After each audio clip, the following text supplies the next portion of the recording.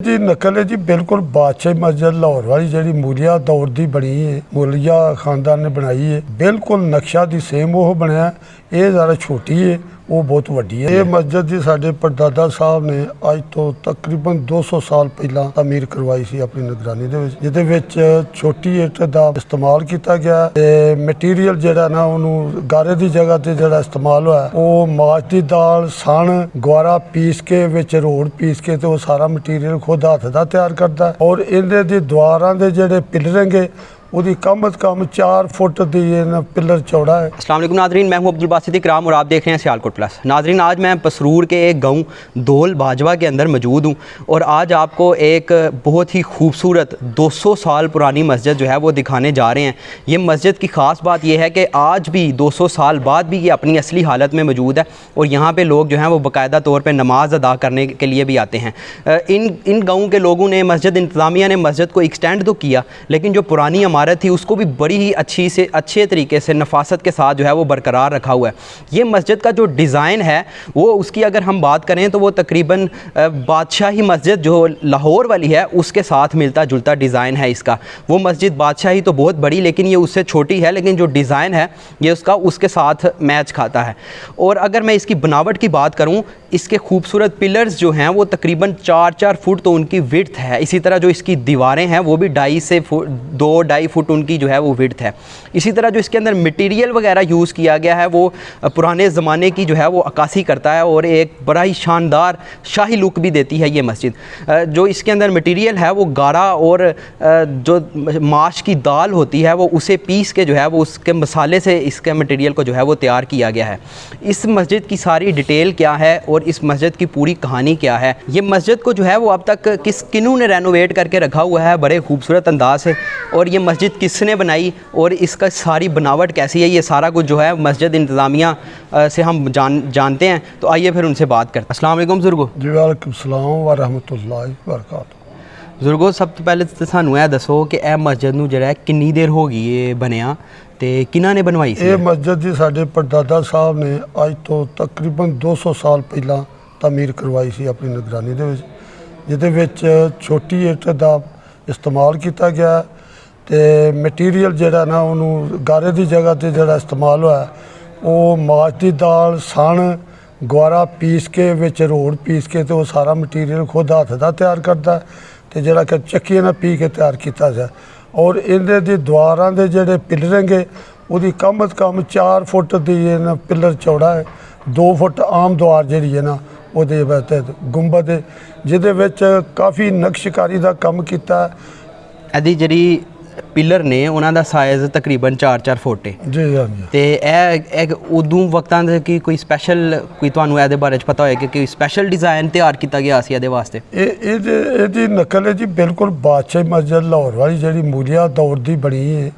ਮੂਲੀਆ ਖਾਨਦਾਨ ਨੇ ਬਣਾਈ ਹੈ। बिल्कुल नक्शा दी सेम वो बनया। ये ज़रा छोटी है, वो बहुत वड्डी है ज़रा। बिल्कुल उस नक्शे के उत्ते नक्शा जो तैयार किया गया। यानी ਜਿਹੜੀਆਂ ਇਹਦੀਆਂ ਦੀਵਾਰਾਂ ਨੇ ਉਹ ਗਾਰੇ ਦੀਆਂ ਨਹੀਂ ਬਣੀਆਂ। बाहरली साइड के उत्ते ਇਹਦਾ ਜਿਹੜਾ मसाला लाया गया और अंदरली साइड ਦੇ ਇਹਦੇ ਵਿੱਚ ਇੱਟਾਂ ਜਿਹੜੀਆਂ ਨੇ ਨਾ ਉਹ ਗਾਰੇ ਨਾਲ ਲਾਈਆਂ ਨੇ, ਮਿੱਟੀ ਨਾਲ ਲਾਈਆਂ ਨੇ। ਹਾਂਜੀ, ਕਾਫੀ ਮੋਟੀਆਂ ਦੀਵਾਰਾਂ ਨੇ। ਇਹਨਾਂ ਮਟੀਰੀਅਲ ਤੁਹਾਨੂੰ ਪਤਾ खुद हत्थ ਨਾਲ ਤਿਆਰ ਕਰਦਾ ਜਿਹੜਾ बहुत मुश्किल काम ਸੀ उस दौर ਦੇ ਵਿੱਚ। ਹੁਣ तो इस वक्त मटीरियल काफ़ी मिल सकता ट्रकों नाल, बहरहाल उदों बड़ा मुश्किल नाल इन्ना भी तैयार किया गया सी। काफ़ी बंदे चक्कियां दिन रात पींदे रहिंदे ते फिर पूरी दिहाड़ी जोगा माल तैयार करते सन।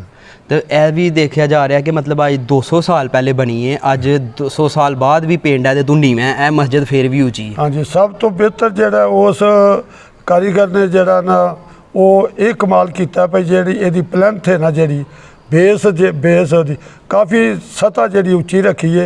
बावजूद 200 साल गुजरन दे भी अज भी यदी जी जमीन नालों काफ़ी उची है। 5 फुट तक जी है ना बाहर की जमीन नालों अजे भी यदी जी नींह जी काफ़ी उची है। और ये हेठा दीवारां कोई नमी की वजह नाल थोड़े डैमेज हो जान, जिहदी कि उहदे वास्ते असां उहदी टैलिंग शैलिंग का कोई अरेंजमेंट की है। चला जो फजल दिन रात यदी ज़्यादा मजीद इनू बेहतर करने वास्ते असी कोशिश ਤੇ ਅਸੀਂ ਅੱਲਾਹ ਵੇਖਿਆ ਅੱਗੇ ਕਿ ਜਿਹੜਾ ਅੰਦਰ ਰੰਗ ਹੋਇਆ ਹੈ, ਡਿਜ਼ਾਈਨ ਹੋਇਆ ਹੈ, ਉਹ ਵੀ ਨਹੀਂ ਖਤਮ ਹੋਇਆ ਤੇ ਇਹ ਵੀ ਤਕਰੀਬਨ 200 ਸਾਲ ਪੁਰਾਣਾ। हाँ जी बिल्कुल जी, ये बहुत कमाल की बात है जी। इस वक्त बड़े बड़े कीमती मटीरियल आ गए ने, कैमिकल आ गए ने जेह्ड़े वाइट वाश वगैरह करते हैं, 1-2 साल तो बाद वो बिल्कुल जेह्ड़े रजाया हो जाते, मगर ये कमाल है 200 साल गुजरन के बावजूद भी अज वो जी नक्शकारी अंदर इस तरह जिवें कारीगर है जो हुण बना के जे बाहर निकलिया। ਤੇ ਵੈਸੇ ਤੇ ਅਸੀਂ ਦੇਖਿਆ ਕਿ ਪਾਕਿਸਤਾਨ ਬਣਨ ਤੋਂ ਪਹਿਲੇ ਮਤਲਬ ਇਹ ਸਾਡਾ ਜਿਹੜਾ ਇਲਾਕਾ ਸੀ, ਇੱਥੇ ਸਿੱਖ ਵੀ ਸਨ, ਹਿੰਦੂ ਵੀ ਸਨ, ਹਾਂਜੀ। ਲੇਕਿਨ ਇਹਦੇ ਤੋਂ ਇਹ ਪਤਾ ਲੱਗਦਾ ਹੈ ਕਿ ਇੱਥੇ ਮੁਸਲਮਾਨ ਜਿਹੜਾ ਉਹ ਅੱਛੀ ਖਾਸੀ ਤਾਦਾਦ ਨਾਲ ਮੌਜੂਦ ਸਨ। ਸਾਡੇ ਪਿੰਡ ਤਕਰੀਬਨ 99% ਸਮਝੋ ਵੀ ਮੁਸਲਮਾਨ ਸਨ। ਇੱਕ ਅੱਧਾ ਘਰ ਚੰਦ ਸਿਰਫ 1-2 ਘਰ ਗੈਰ ਮੁਸਲਮ ਸੀ ਜਿਹੜੇ ਕਿ ਤੋਂ ਸ਼ਿਫਟ ਹੋ ਗਏ ਸਨ 47 ਦੇ ਵਿੱਚ ਜਦੋਂ ਪਾਰਟੀਸ਼ਨ ਹੋਈ, ਤੇ ਆਲ ਓਵਰ ਜਿਹੜੇ ਇਹ ਮੁਸਲਮਾਨ ਪਿੰਡ। ਇਸ ਤੇ ਸਾਡੀ ਸਾਈਡ ਦੇ ਉੱਤੇ 2 ਪਿੰਡ ਨੇ, ਸੀਵਾਲ ਸਜਾਦਾ, ਉੱਥੇ ਤਕਰੀਬਨ ਕੋਈ ਅੱਧਾ ਦੇ ਕਰੀਬ ਸਨ, 50% ਗੈਰ ਮੁਸਲਮ ਸਨ ਤੇ 50% ਜਿਹੜੇ ਮੁਸਲਮਾਨ ਸਨ। ਇਹ ਪੂਰੇ ਦਾ ਪੂਰਾ ਪਿੰਡ ਜਿਹੜਾ ਨਾ ਪੁਰਾਣੇ ਜੇ ਮੁਸਲਮਾਨ ਦਾ ਸੀ। ਬੜੀਆਂ ਮਸਜਿਦਾਂ ਤੇ ਬੜੀਆਂ ਇਮਾਰਤਾਂ ਜਿਹੜੀਆਂ ਪੁਰਾਣੀਆਂ ਸਨ ਉਹ ਤਕਰੀਬਨ ਉਹਨਾਂ ਨੂੰ ਖਤਮ ਕਰ ਦਿੱਤਾ ਗਿਆ, ਰੈਨੋਵੇਟ ਕਰਕੇ ਨਵੀਆਂ ਵੀ ਬਣ ਗਈਆਂ ਕੋਈ ਹਾਂਜੀ, ਮਸਜਿਦਾਂ। ਤੇ ਇਹ ਮਾਸ਼ਾਅੱਲਾ ਤੁਸੀਂ ਉਸੇ ਤਰ੍ਹਾਂ ਨੂੰ ਮੇਨਟੇਨ ਰੱਖਿਆ, ਇਹਦੀ ਕੀ ਖਾਸ ਵਜ੍ਹਾ ਕੋਈ? ਉਹਦੇ ਵਿੱਚ ਜੀ ਇੱਕ ਬੜੀ ਇੱਕ ਪੁਰਾਣੇ ਵਕਤ ਦਾ ਇੱਕ ਸਾਰੇ ਕਦੀਮਾਂ ਦੀ ਇੱਕ ਸ਼ਕਲ ਦੇ ਵਿੱਚ ਇੱਕ ਤਾਮੀਰਾਤ ਦਾ ਇੱਕ ਬੜਾ ਨਾਦਰ ਨਮੂਨਾ ਸੀ ਜਿਹਨੂੰ ਅਸੀਂ ਜ਼ਾਇਆ ਕਰਨਾ ਨਹੀਂ ਸਮਝਿਆ। ਉਹਦੇ ਵਿੱਚ ਤਸੀਹ ਜ਼ਰੂਰ ਕੀਤੀ, ਅਸਾਂ ਇੱਕ ਬਹੁਤ ਬੜਾ ਹਾਲ ਬਣਾਇਆ, ਇੱਕ ਸਾਈਡ ਤੇ ਕਮਰਾ ਬਣਾਇਆ, ਮਗਰ ਉਸ ਨੂੰ ਅਸੀਂ ਉਸ ਹਿੱਸੇ ਨੂੰ ਬਿਲਕੁਲ ਜਿਹੜਾ ਨਾ ਇਹ ਸੱਚ ਰੱਖਿਆ ਉਹਨੂੰ, ਤਾਂ ਕਿ ਇੱਕ ਆਉਣ ਵਾਲੇ ਵਕਤਾਂ ਵਾਸਤੇ ਵੀ ਇੱਕ ਨਿਸ਼ਾਨੀ ਦੇ ਤੌਰ ਤੇ ਜਿਹੜੀ ਹੈ ਇਹ ਵੇਖੀ ਜਾਏਗੀ। ਔਰ ਸਾਡੇ ਕੋਲ ਕਾਫੀ ਦੂਰ ਦਰਾਜ਼ ਤੋਂ ਹੁਣ ਲੋਕ ਆ ਰਹੇ ਨੇ ਤੇ ਇਹਦੀ ਨਕਸ਼ਾ ਖਿੱਚ ਕੇ ਤੇ ਫੋਟੋ ਖਿੱਚ ਕੇ ਤੇ ਜਿਹੜਾ ਨੈੱਟ ਤੇ ਇਹਦੀ ਤਸ਼ਹੀਰ ਵੀ ਹੋ ਰਹੀ ਹੈ, ਤੇ ਇਨਸ਼ਾਅੱਲਾ ਅਸੀਂ ਇਹਦੀ ਬਿਹਤਰੀ ਵਾਸਤੇ ਦਿਨ ਰਾਤ ਕੋਸ਼ਿਸ਼ ਕਰ ਰਹੇ ਹਾਂ ਜੀ। ਬਹੁਤ ਸ਼ੁਕਰੀਆ ਬਾਬਾ ਜੀ, ਅੱਲਾਹ ਤਾਲਾ ਤੁਹਾਨੂੰ ਜਜ਼ਾਏ ਖੈਰ ਦੇ। ਆਮੀਨ ਆਮੀਨ।